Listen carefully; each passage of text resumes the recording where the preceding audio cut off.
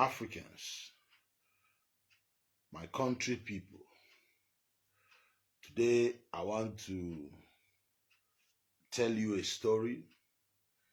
It's a video, a story I want to play that concerns the Oba Esigie of Benin and his brother Aruan Nukemez and Oba Esigie's mother, Queen Idia. Queen Idia mask, the face of that great woman, is all over the world today. It's like a symbol. So this story is about two brothers, Oba Esigie and his brother Aruan Nukemez Oudo, and very brave Queen Idia. So I will play the video now. The video might not be 100% accurate to some people, especially we, the Ogbelaka people. I'm from Ogbelaka. I am born and brought up in Ogbelaka.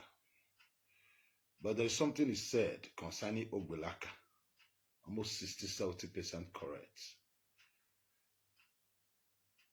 In Ogbelaka, it is not something we are proud of. Magbe Kasanoba,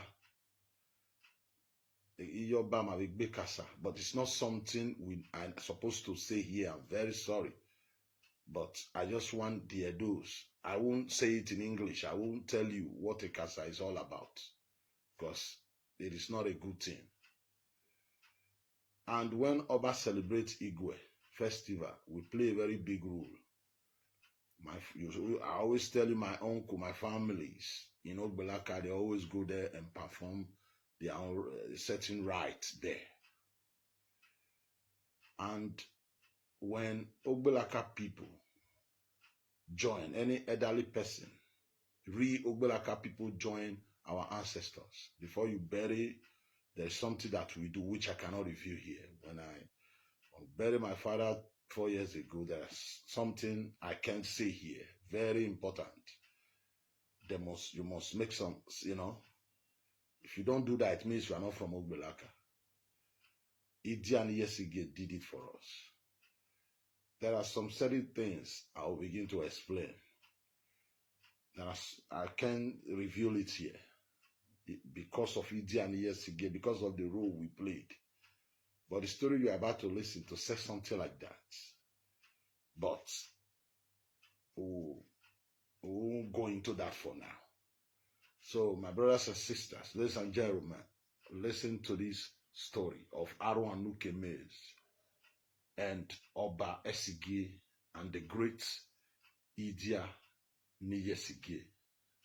If you were to visit Udo, a town located in the Ovia Southwest local government area of Edo State, you would see this conspicuous, gigantic statue of a man holding an uprooted palm tree and seemingly sweeping with it. Who was he? Well, this is the story of Prince Idubo, also known as Aruan. He was a giant, and legend has it that he used to uproot palm trees with his bare hands and use it to sweep his father's compound. Who was Prince Idubo? Aruan. Sit back, relax, as I take you on a journey way back in time and tell you about the history of Aruan, the giant warrior prince of Benin Kingdom.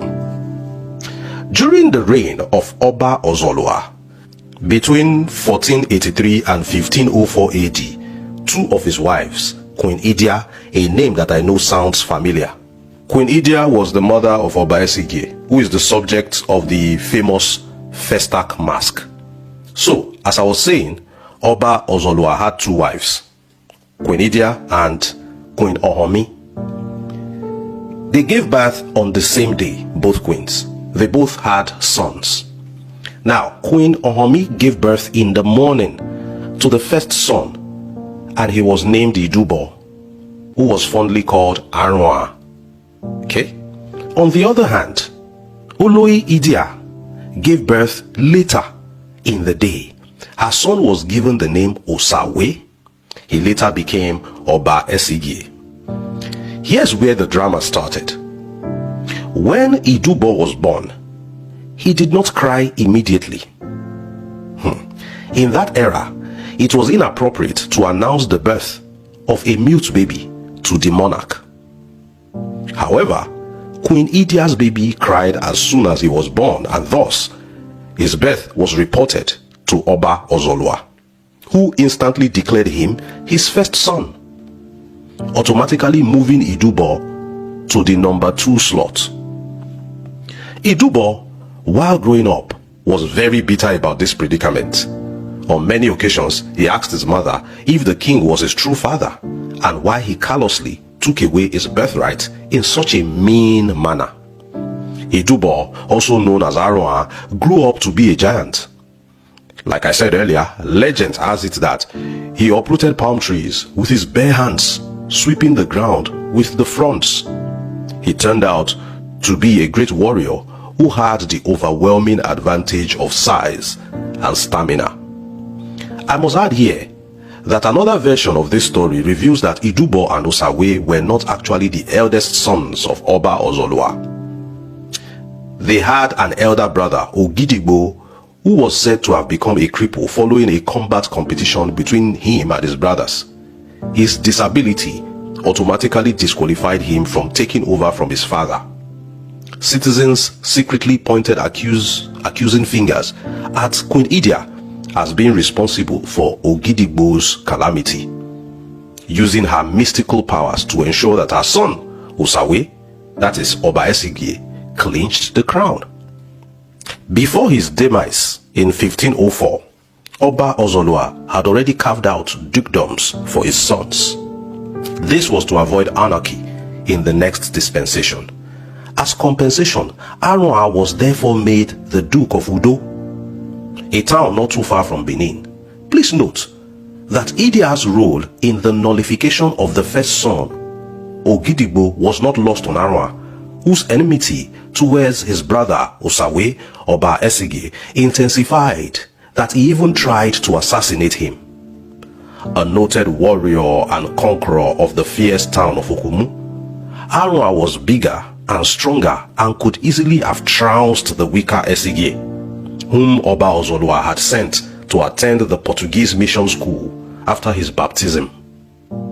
Aruan's assassination attempts could have succeeded were it not for Idia, who was reportedly skilled in magical arts and whom he knew was a formidable opponent he had to overcome.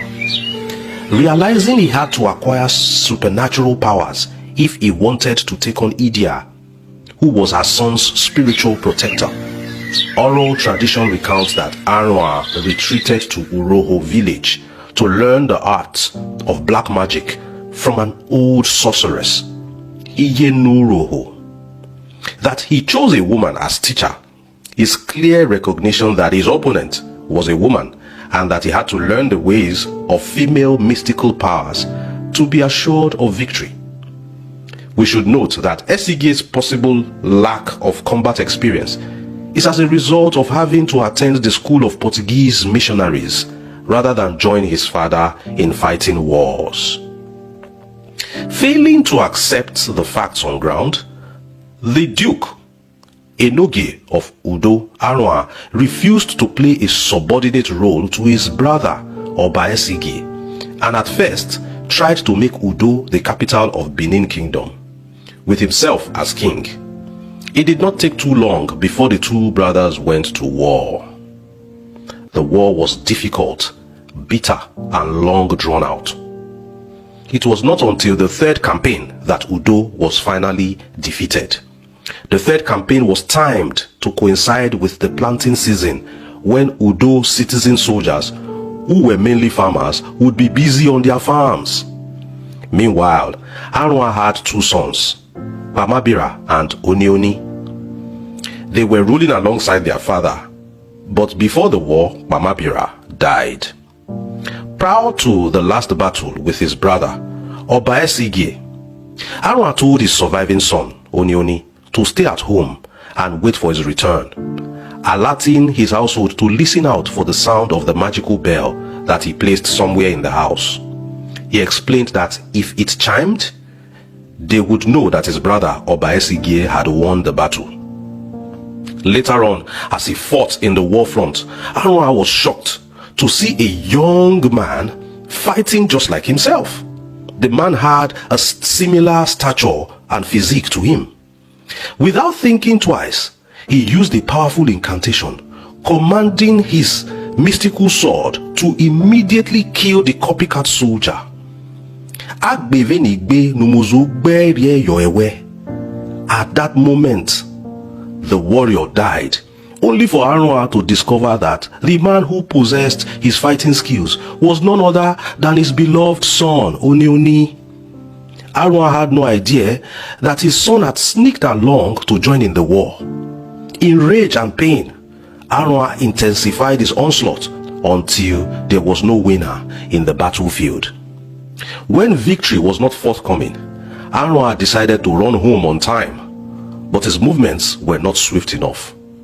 By this time, the magical bell at home was already sounding, and therefore Udo people believed Oba Esigie had conquered their duke. This perceived tragedy caused his wife to jump into a river close to the lake Odigi. She died. As soon as Aruan got home, he found out that his wife had jumped into the river. He felt so sad. His sons were gone, now his wife. A depressed Aruan also jumped into the lake. He did not want to be captured prisoner and taken back to Benin. Awa. Before jumping into the lake, he left his idia coral beads necklace, the precious symbol of authority in Benin land, dangling from a tree branch where it could be easily found. Only the Oba could inherit such trophies of dead or conquered leaders and nobles. Now Oba Esigie, out of excitement, wore his late brother's necklace. He became mentally disoriented right after he put the necklace around his neck. Removing the necklace from his neck made no difference. The king was immediately taken back to Benin in that hopeless state.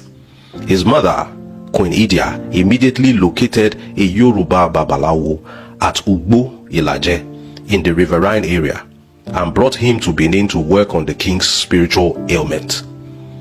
He later cured the Oba of the shameful ailment, and the queen, after rewarding him generously, prevailed on him, the Yoruba mystical healer, to settle permanently in Benin in order to continue rendering his services to Oba Esigie should the need arise. The Yoruba traditional consultant agreed to stay in Benin and set up home at Ogbelaka quarters, where his descendants have thrived until this day. Back to Udo. Many believe that Aruan did not die inside the Odigi river. They claim he still comes out at night to parade the town of Udo, providing protection for his people. Before now, the nights Aruan came out of the water, all the babies in Udo town would cry non-stop.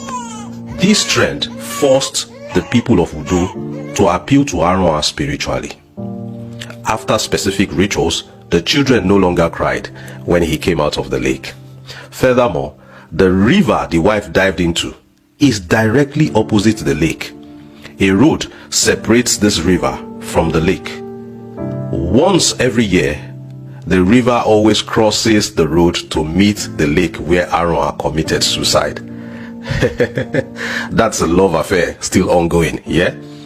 Even till date, it is forbidden to touch or drink the water from that lake. You're not allowed to fish there. It is also forbidden to kill any animal from or around the lake. The waters were declared sacred. It was told that around 1955, a group of Udo people were returning from their farm when they saw a young boy shooting birds close to the lake and the stone dropped into the lake. Immediately, there was a loud voice from the lake that sounded like thunder. And many trees around the place shook as a heavy wind blew. At that moment, the boy became sick and he was rushed home for treatment.